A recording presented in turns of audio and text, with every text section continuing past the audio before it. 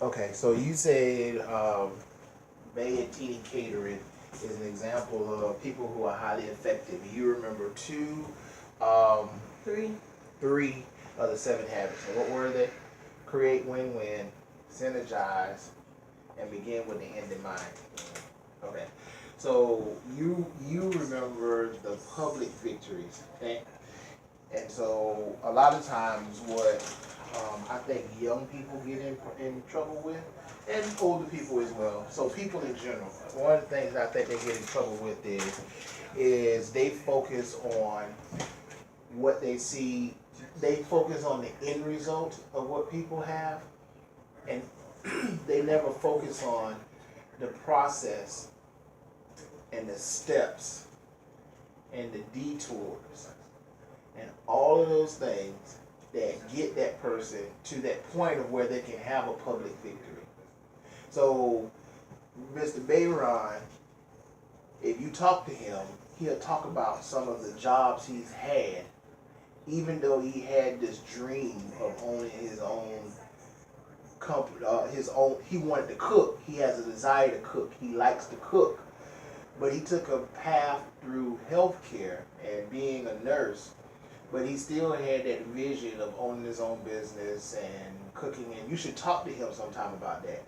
So you see Bay and Teeny Catering, but you don't see some of the struggles, some of the processes, some of the setbacks that happen in life. And so I think people get caught up because they get to see the superficial stuff, which is the outward things. They don't see what the internal things are. And internal stuff is hard. The seven habits that you missed was being proactive. Okay? Um, begin with the end in mind. I already said that. You said that one. But the other one is put first things first. Those three of the seven habits are personal victories. What we try to get you to understand is these are kind of like in two categories of personal victory and public victories. So to get to the public victories, you have to go through these personal victories, which is going to require you to reflect on the inside sometimes and be able to look at what's on the inside of you. So for you to be proactive, you got to understand purpose and what is needed and what you're being proactive about. Because it's just like if you was in a shopping spree in the grocery store and they said you had 1 minute and you can get anything you wanted in the store, okay? And so what's the first thing you gonna go get? Essentials. Like? Bread and meat and stuff. Okay, so that is a purpose, okay? So now you got a purpose, okay? Now, if you don't have a purpose in this shopping spree, you're going to just run through the store. You're just going to be dumping things in the buggy. And when you get to the end, after 1 minute is up, you're going to look at things in your buggy and what are you going to say? How did I get that? Okay, you're not going to remember why you did it, why you got that. You won't have like 1,500 men deodorant when you actually needed women deodorant. And so because you don't have purpose, you're going to just be all over the place. You have no plan, no area of attack. So for you to be effective in that, you have to have a purpose. So now you say, these are the essentials. I want bread, I want eggs, I want this. And then you start to come up with a plan. You say, okay, so the bread is on this side of the store. The eggs are on this side of the store. I know that this is like somewhere in the middle of the store. So if I go and follow this path, there's a better chance that I'll get what I need in the shopping spree. But one of the other things that's going to happen when you're in the shopping spree is you're going to be riding and you're going to see the candy aisle. And you're going to be like, I want candy. So now you run down the candy aisle and you grab a whole bunch of candy. So at the end of the shopping spree, you're going to be like, I got all this candy and I didn't get the essential things that I had to get. So you know what candy is? It's a distraction. And so that is what happens to people. They get purpose, they get proactive, and they start on their journey to get to their desired end, but they get distracted. And so now you stuck on the candy aisle and your teeth falling out. So now you got a problem because your mouth hurt, and now you trying to get to your dream, your vision, but because you got distracted and you ended up over here, now you got to take another detour because now you got to go get your teeth fixed. Okay? And so that is a consequence. And a lot of times when people are looking at public victory, they're not thinking about the distractions and the consequences that the person had to go through to be able to get where they needed to be. And so this whole thing that we call life is complicated. But there are ways and strategies that people have used to be effective in this life. And I'm not saying that the 7 habits are the only effective strategy, the only way to get to your desired end. But the one thing that is common in all of these different strategies and plans that people put out there to help people to be more effective is discipline. Okay? That is a principle that everybody has to live by. You have to live by discipline. And then the other one, which is a universal principle that people a lot of time forget, is for you to get stuff, you have to give. And sometimes that giving is just letting things go. Because if you on a shopping spree and you trying to get the essential stuff and you got this big old buggy full of candy and the candy is giving you a toothache, but you like, I still got to get my essentials, so you dragging your past with you trying to get to your future. What people have to do is one of the really, really good things that I heard this week is people have to take the pains of the past and not allow that to hold them in the past. But what they have to do is they have to take that pain and they have to put it in the future so that now that pain is not pain, it becomes passion. It becomes a driver. Because as long as you have it in the past, it's an anchor.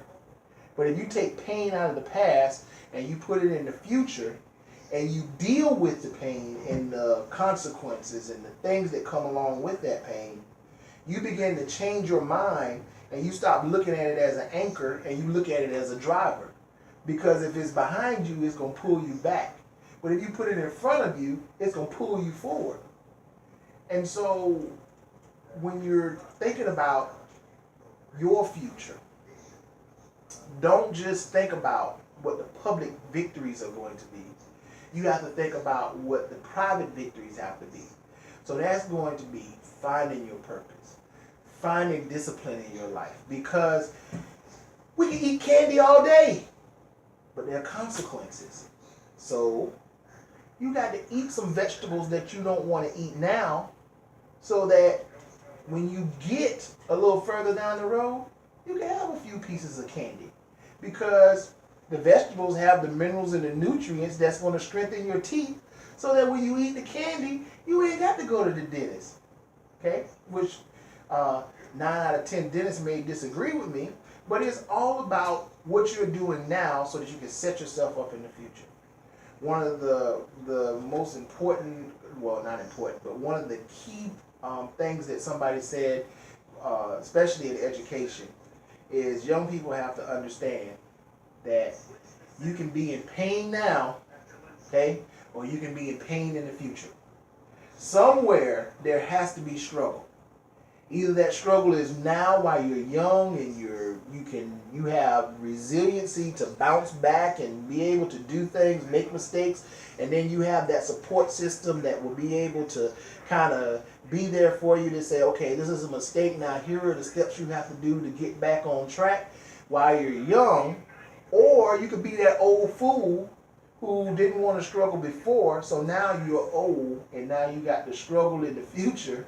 Okay? When you don't have those supports, people looking at you like you 40 years old. Why you doing dumb stuff like that? And so now you are maladjusted. Well, when you're young and you're making those mistakes, people may not say that you're maladjusted, but they'll say that you're developing. And so people will give you a little more leniency. So yes, you may not be able to go to the parties and do all that stuff now, because what is my definition of success?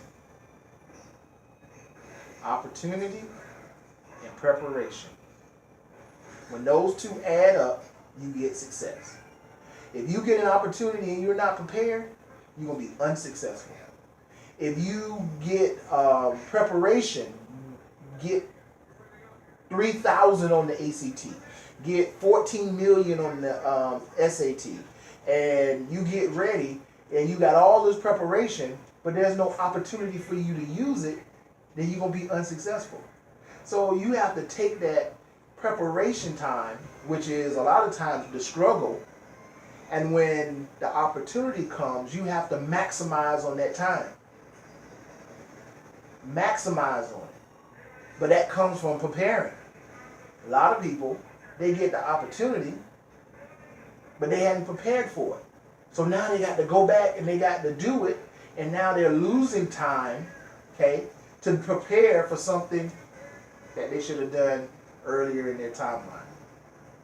So don't shy away from complicated things. Take those complicated things and use the principle of discipline.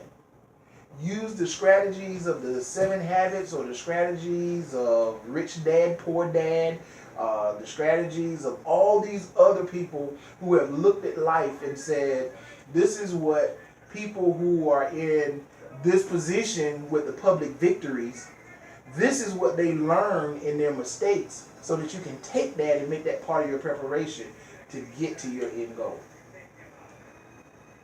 So yes, now is the time to write all those essays.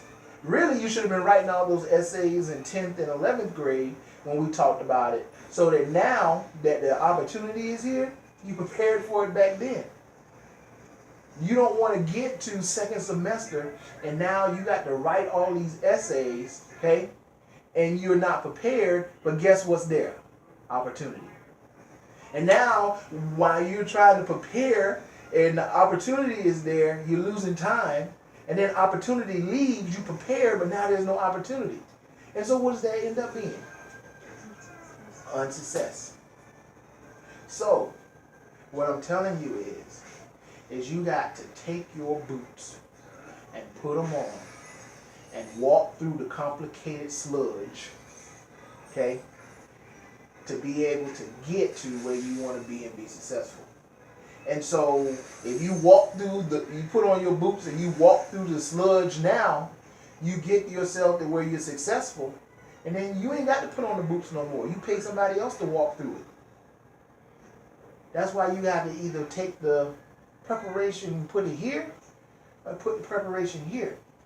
It's going to hurt more here than it is here. So when we talk about those 7 habits, being proactive, putting first things first, doing what you need to do right now to be prepared for the future, putting first things first. Is this really that important? Okay? Is not doing what my parents asked me really a little thing, or is it really, really a big thing? Am I violating a principle? Am I not being disciplined in this area?